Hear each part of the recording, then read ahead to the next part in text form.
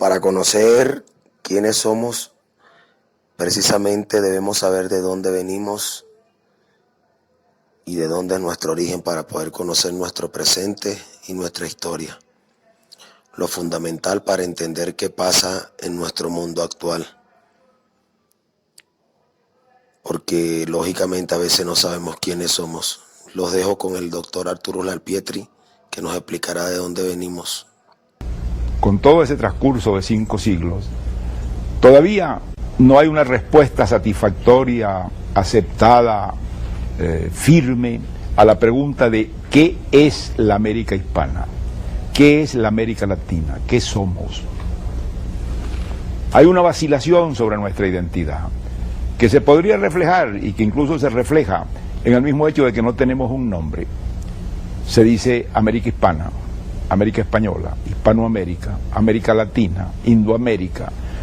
1000 nombres para designar una misma cosa, lo cual significa que no hay una seguridad sobre la cosa que se nombra. Desde luego América es todo el continente, pero por un azar de la historia, los Estados Unidos, que tenían cada una de sus provincias nombres propios, cuando se crearon, adoptaron como nombre Estados Unidos de América.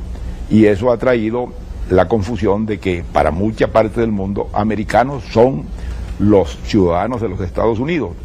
Y el resto es esa cosa vaga que se llama Indoamérica, Hispanoamérica, Latinoamérica.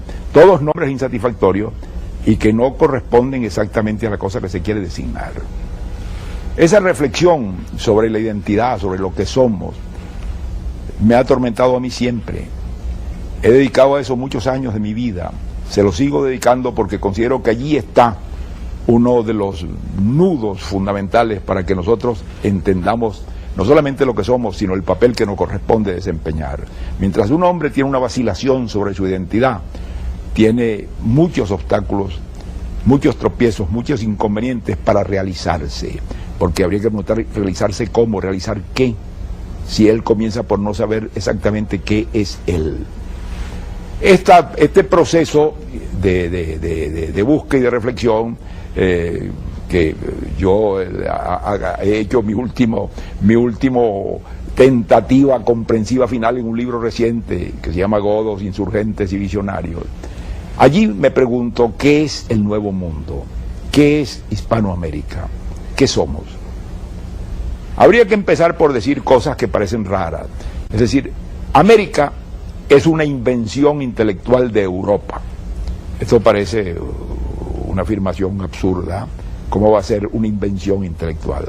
Sí, fue una invención intelectual porque los primeros que trataron de expresar, de concebir, de visualizar ese fenómeno humano nuevo fueron los europeos. Primero los españoles, luego el resto de los europeos, ante el gran hecho del hallazgo que había hecho Cristóbal Colón de lo que vino a ser un nuevo continente.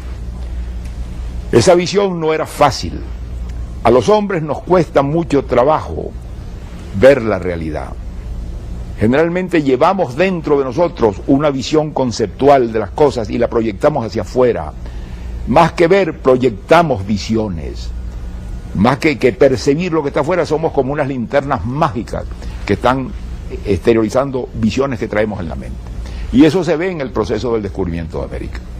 Los primeros hombres que llegaron, a partir de ellos, entre ellos Colón, empezaron a querer encontrar aquí lo que no estaba aquí, lo que traían ellos en la cabeza. El hecho más flagrante y más visible es el hecho de llamar indios a los habitantes de este continente. No eran indios, indios son los habitantes de la India.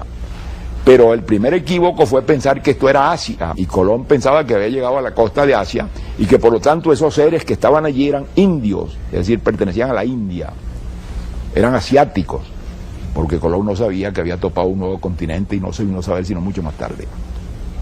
Esto revela muy bien lo difícil que ha sido ese proceso de ajuste.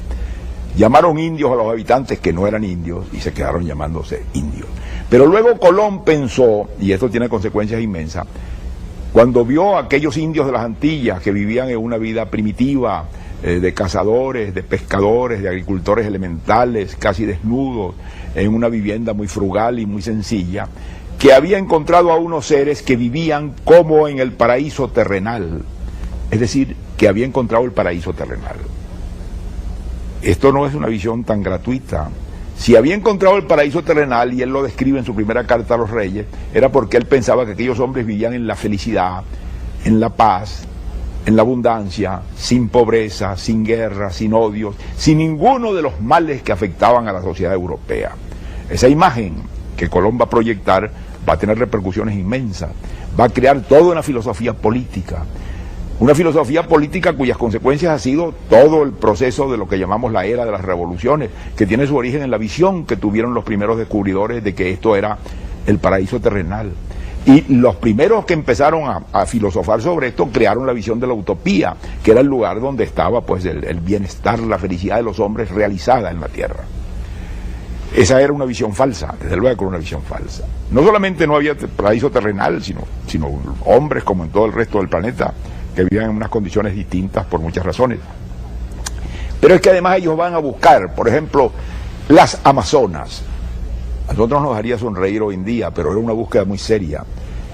Cuando Orellana desciende por primera vez por el río más grande del mundo, a principios del siglo XVI, él mira, o cree mirar, o cree entender que hay unas mujeres guerreras en la orilla de ese río.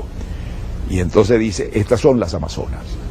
¿Quiénes eran las Amazonas? Las Amazonas era un mito griego, un mito por el cual se pensaba que había un reino de puras mujeres guerreras, gobernadas por una reina llamada Calafia, muy ricas, llenas de oro y de riquezas inmensas, que luchaban contra los hombres y que eran indómitas. Por lo tanto, el reino de las Amazonas era de una riqueza inmensa.